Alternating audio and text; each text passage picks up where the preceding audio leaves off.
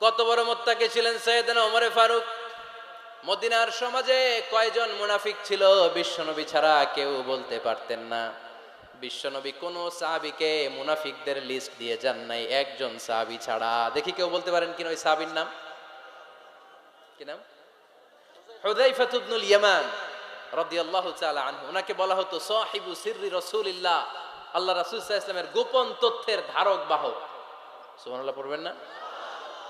বিশ্বনবী ইন্তেকালের আগে মদিনার সমাজে মোট কয়জন মুনাফিক আছে এই তথ্য আবু বকরকে বলেন নাই, ওমর রাদিয়াল্লাহু তাআলা আনহুকে বলেন নাই, উসমান রাদিয়াল্লাহু তাআলা আনহু, আলী রাদিয়াল্লাহু তাআলা আনহু, আশারাতুল মুবাশশিরিনা বিল জান্নাহ কোন সাহাবীকে বলেন নাই। শুধুমাত্র কেবলমাত্র একমাত্র হুযায়ফা ইবনুল ইয়ামান রাদিয়াল্লাহু তাআলা আনহুর কাছে মুনাফিকদের লিস্টে বিশ্বনবী দিয়ে গিয়েছেন। সুবহানাল্লাহ পড়েন। মদিনায় কারা কারা মুনাফিক কেউ জানতো না হুযায়ফা ছাড়া। কে ছাড়া?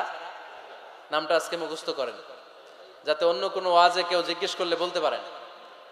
মুনাফিকদের লিস্ট যে সাহাবীর কাছে বিশ্বনবী দিয়ে গিয়েছিলেন, সাহাবীর নাম কি? নাম নামটা কেমন লাগে? ভাল লাগে? অনেকে আমারে জিজ্ঞেস করে, হুজুর আমার ছেলে হবে আগামী মাসে, একটা নাম দেন। নাম দিয়ে দিলাম হুযায়ফা। যাদের হবে ছেলে, এলাকায় যাদের নেক্সট কয়েক মাসে ছেলে হবে, খালি হুযায়ফা চলবে। কি চলবে? ভাল লাগে? নামটা ভাল লাগে? রাইখেন, অনেক সুন্দর নাম। উনি জানতেন মুনাফিক কারা। দেখেন ওমরে ফারুকের তাকওয়ার লেভেলটা কত হাই। ওমরে ফারুক একদিন হুযায়ফা রাদিয়াল্লাহু তাআলা আনহুর কাছে গেলেন, যে বললেন, হুযায়ফা, বিশ্বনবী ইন্তেকালের আগে মুনাফিকদের নামের লিস্টটা কারো কাছে দেয় নাই, আমার জানা নাই, সাইয়েদনা আবু বকরের জানা নাই, কোন সাহাবীর জানা নাই, তুমি ছাড়া। আমি তোমার কাছে জানতে চাই, আমি ওমরের নামটা ওই মুনাফিকদের খাতায় আছে কিনা আমার একটু বলো। আমার ওমরের নামটা ওই মুনাফিকদের লিস্টিতে একটু আছে কিনা, নামটা একটু বলো।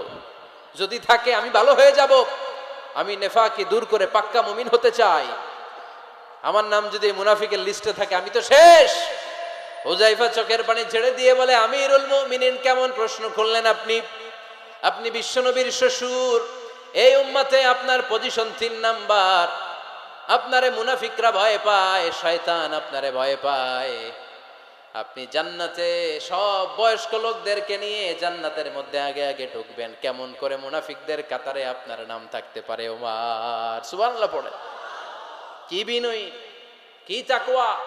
হুযায়ফাকে যে ধরতেন, হুযায়ফা একটু বলো না আমার নামটা মুনাফিকদের লিস্টিতে আছে কিনা। ওমরে ফারুকের যদি এই টেনশন থাকে যে আমি মুনাফিক হয়ে গেলাম কিনা, আমাদের এই টেনশন থাকার দরকার আছে না নাই? হ্যাঁ, এজন্য সব সময় আল্লাহর কাছে দোয়া করতে হবে, আল্লাহ তুমি নেফাকি থেকে আমাদেরকে বাঁচাও। আরো জোরে পড়েন আমিন। আপনারা ওঠা বসা শুরু করলেন কেন? অনেক রাত হয়ে গেছে তাই?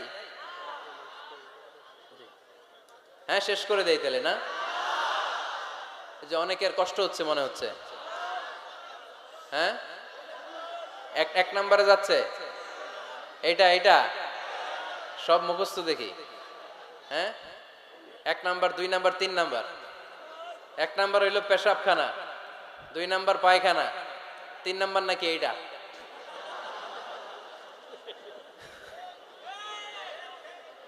আছে না নাই? না। সিগারেট কোন মুসলমান খেতে পারে?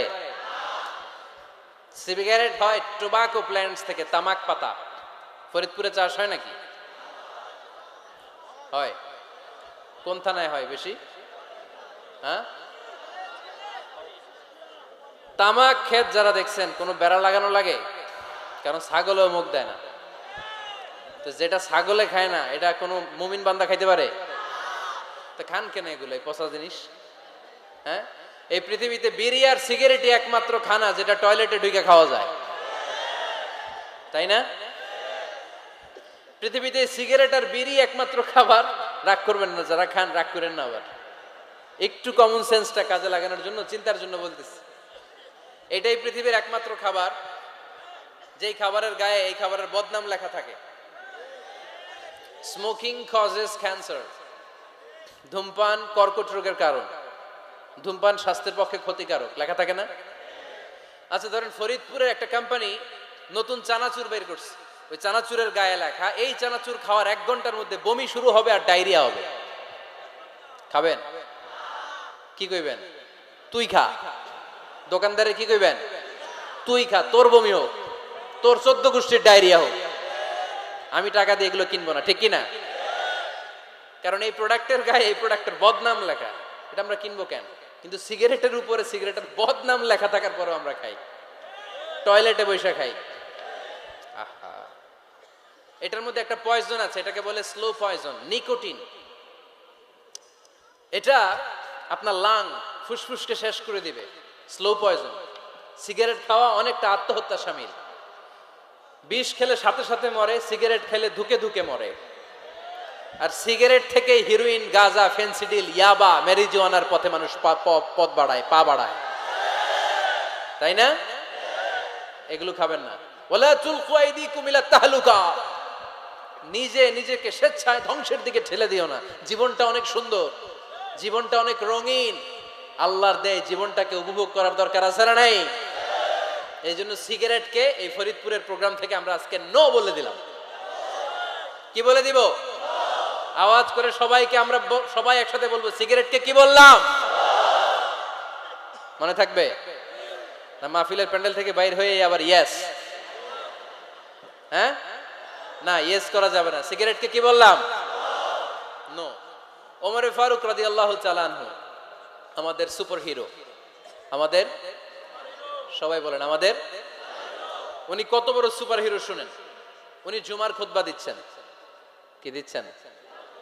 মসজিদে নববীতে। খুতবার মাঝখানে হঠাৎ বললেন, ইয়া সারিয়াতাল জাবাল, ইয়া সারিয়াত ইবনে জানিমিল জাবাল। এই কথা বলেই আবার খুতবা দিতে শুরু করলেন। ওনার এই ইয়া সারিয়াত ইবনে জানিমিল জাবালের সাথে আগের কথারও কোনো মিল নাই, পরের কথারও কোনো মিল নাই। জুমার নামাজের পর মুসল্লি সাহাবারা ধরলেন, বললেন, ইয়া আমির আল মুমিনিন, খুতবার মাঝখানে হঠাৎ করে ইয়া সারিয়াত ইবনে জালিমিল জাবাল বলে আপনি চিৎকার করলেন কেন? আপনার এই বাক্যের সাথে আপনার খুতবার আগের বাক্যের কোনো মিল নাই, আপনার খুতবার পরের বাক্যেরও কোনো মিল নাই। এই কথা আপনি কারে বললেন? কারে উদ্দেশ্য করে বললেন? এই কথার তাৎপর্য কি আমাদেরকে বুঝিয়ে বলেন। ওমরে ফারুক বললেন, আমি যখন খুতবা দিচ্ছি আমি দেখতে পেলাম ওই যে কয়েক মাস আগে আমি আমার মুসলিম সেনাবাহিনী পারস্যে আক্রমণের জন্য পাঠিয়েছি, বর্তমান ইরান, ইরানের ওই বিশাল এলাকাতে পারস্যে আমি আমার ব্যাটালিয়ন পাঠিয়েছি। আমি হঠাৎ করে দেখতে পেলাম আমার মুসলিম বাহিনীর সেনাপতি যুদ্ধের এক পর্যায়ে তার ডানে আছে উপত্যকা, বায়ে আছে পাহাড়, সে পাহাড়ি রাস্তা ছেড়ে দিয়ে উপত্যকার দিকে যেতে শুরু করেছে। আমি দেখতে পেলাম আমার মুসলিম বাহিনী যদি উপত্যকার দিকে ছুটে বেড়ায়, কাফির মুশরিকরা আমার মুসলিম বাহিনীকে কচুকাটা করে ফেলবে। তাই আমি এখান থেকে তাদেরকে কমান্ড দিয়ে বলেছি, ইয়া সারিয়াতাল জাবাল, উপত্যকার দিকে নয় পাহাড়ের দিকে যাও, তাহলেই তোমাদের বিজয় নিশ্চিত হয়ে যাবে। উপত্যকার দিকে যেও না, ইলাল জাবাল, ইলা সারিয়াতিল জাবাল, পাহাড়ের দিকে ছোট। সাহাবারা অবাক, ঘটনা কি? উনি বসে আছেন মদিনায় মসজিদে নববীর মিম্বারে দাঁড়িয়ে, উনি যদি ইয়া সারিয়াতাল জাবাল বলে, এটা কি ইরানে যাবে নাকি? ও মিয়া, তখনকার সময়ে বর্তমানের মতো মোবাইল ছিল নাকি? ইন্টারনেট ছিল নাকি? কিছু ছিল? খালি মুখে আমি যদি বলি ইয়া সারিয়াতাল জাবাল, এটা ইরানে যাবে? ইন্ডিয়ায় যাবে? ঢাকায় তো যাবে না, ফরিদপুর শহরেই তো বসবে না, ঠিক কিনা? কিন্তু এটা আমিরুল মুমিনিন, বিশ্বাসী সাহাবারা বিশ্বাস করে নিল। কিছু মুনাফিক ছিল, এরা কয় না, ঝামেলাস, এটা তো সম্ভব না। এক কাজ করি, এই সেনাপতি যখন বিজয়ী বেশে মদিনায় ফিরে আসবে আর আমরা ধরবো। এরা দিন গুনতে লাগলো, এই সেনাপতি মুসলিম বাহিনী নিয়ে পারস্য জয় করে কবে ফিরে আসবে। এই মুনাফিকের দলগুলো কখনো সেনাবাহিনীকে অভ্যর্থনা জানাতে যেত না, কিন্তু এইবার সবার আগে মদিনার উপকণ্ঠে যে সেনাপতিদেরকে অভ্যর্থনা জানানোর জন্য ফুল নিয়ে রেডি, ফুল নিয়ে দাঁড়ায়। সেনাপতি ঢুকার সাথে সাথে ধরছে, এই সেনাপতি কোত্থেকে আসছে? কয় পারস্য জয় করে আসছে। কয় এমন এমন দিন, জুমার দিন দুপুর বেলা যুদ্ধের মাঝখানে আমিরুল মুমিনিনের কণ্ঠের কোন কথাবার্তা শুনছো নাকি? সেনাপতি অবাক, কয় তোমরা জানলা কেমনে? শুনছি তো। সুবহানাল্লাহ পড়বেন না? আমরা যুদ্ধে একটা ভয়ঙ্কর অবস্থার মধ্যে ছিলাম। পেছন থেকে শত্রুরা আমাদেরকে আক্রমণ করতে শুরু করে দিল। ডানে যাব না বায়ে যাব, সামনে যাব নাকি পেছনে যাব, রাস্তা খুঁজে পাচ্ছি না। ডান দিকে ছিল আমাদের উপত্যকার রাস্তা, বাঁ দিকে ছিল পাহাড়ি পথ। আমরা সোজা পথ হবে মনে করে উপত্যকার দিকে ছুটতে আরম্ভ করলাম। হঠাৎ করে আমিরুল মুমিনিনের কণ্ঠ বজ্র কণ্ঠে আমার কানের মধ্যে ভেসে আসলো। আমার মনে হলো আমিরুল মুমিনিন কেমন যেন আমাকে কমান্ড দিচ্ছেন আর বলছেন, ইয়া সারিয়াতাল জাবাল, ডান দিকে উপত্যকার পথে নয়, তাড়াতাড়ি পাহাড়ের দিকে সৈন্যবাহিনী নিয়ে উঠে যাও। পাহাড়ের দিকে, ডানে না। This is wrong track and this is the right track. ওই দিন যদি ওমরে ফারুকের ওই গাইডলাইন, আমিরুল মুমিনিনের কমান্ড যদি আমি না শুনতাম, আজকে বিজয়ের বেশে ফিরতেও পারতাম না, আমাদের চেহারাও তোমরা দেখতে পেত না। ওমরে ফারুকের ওই কমান্ড, ওই গাইডলাইন অদৃশ্য থেকে শোনার কারণে এই পারস্যের মধ্যে আমাদেরকে সেই যুদ্ধে বিজয় দান করেছে কে? দিস ইজ ওমরে ফারুক, দিস ইজ ওমরে ফারুক।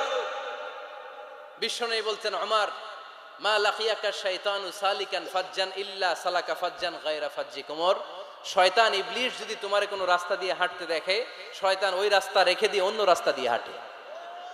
সুবহানাল্লাহ। বাড়িতে যায় বললেন, কে বলতেছে? বিশ্বনবী। কার ব্যাপারে? ওমরে ফারুকের ব্যাপারে। শয়তান যদি দেখে যে ওমরে ফারুক এই রাস্তা দিয়ে হাঁটতেছে, শয়তান ওই রাস্তা রেখে দিয়ে অন্য রাস্তা দিয়ে হাঁটে। সুবহানাল্লাহ পড়েন। রাত্রিবেলা আমরা আমাদের বাচ্চা ছেলে মেয়েদেরকে যখন খাওয়াই, বাচ্চারা খেতে চায় না, এরকম হয় আপনাদের ফরিদপুর এলাকায়? হ্যাঁ, এই এলাকায় হয় নাকি? খেতে চায় না বাচ্চারা, এই চকলেট দেখায়া, এই মিনা কার্টুন দেখায়া, এইটা সেইটা, এগুলো সেগুলো বলে, গল্প টল্প বলে ভুলায়া খাওয়ানো লাগে, তাই না? তারপরও খায় না। আমারও ছোট মেয়ে আছে, খেতে চায় না, এইটা সেইটা এমনি সেমনে খাওয়ানো লাগে। তো শেষে না পেরে মা বাবা বলতে বাধ্য হয়, ওই যে ভূত আসতেছে, ভূত, তাড়াতাড়ি তাড়াতাড়ি খাও, নাহলে যে ভূত ধরবে তোমারে। ওই যে বাঘ আসতেছে, বাঘ, তাড়াতাড়ি খাইলে নাহলে বাঘে কামড়াবে। বলি না আমরা? আপনারা কি বলেন? ভূত। আর কি বলেন? হ্যাঁ হ্যাঁ, আচ্ছা। এক এক জায়গায় এক একটা আমরা বলি, ভূত আসবে, বাঘ খাবে, ভাল্লুক খাবে, তাড়াতাড়ি খাও। মদিনাতে যখন ওমরে ফারুক আমিরুল মুমিনিন, মদিনার মায়েরাও বাচ্চাদেরকে খাওয়াতে পারতো না, ছোট্ট মেয়েদেরকে খাওয়াতে পারতো না, খাওয়া নিয়ে যন্ত্রণা করতো। বাচ্চারা যখন মদিনায় খেতে চাইতো না রাত্রিবেলায়, মদিনার মায়েরা বলতো, তাড়াতাড়ি খাও, হা হুয়া ইয়াতি উমর, হা হুয়া ইয়াতি উমর, তাড়াতাড়ি খা, নাইলে ওই যে ওমর আসতেছে, Omar. This is our super hero Sayyidna Omar Farooq রাদিয়াল্লাহু তাআলা আনহু। শুধু শয়তানি ভয় পেত না, মুনাফিকরাও ভয় পাইতো, জমের মতো ভয়। শুধু তাই না, আমাদের আম্মাজান বিষ্ণু ইসা ইসলামের স্ত্রীরাও ওমরে ফারুককে ভয় পেতেন।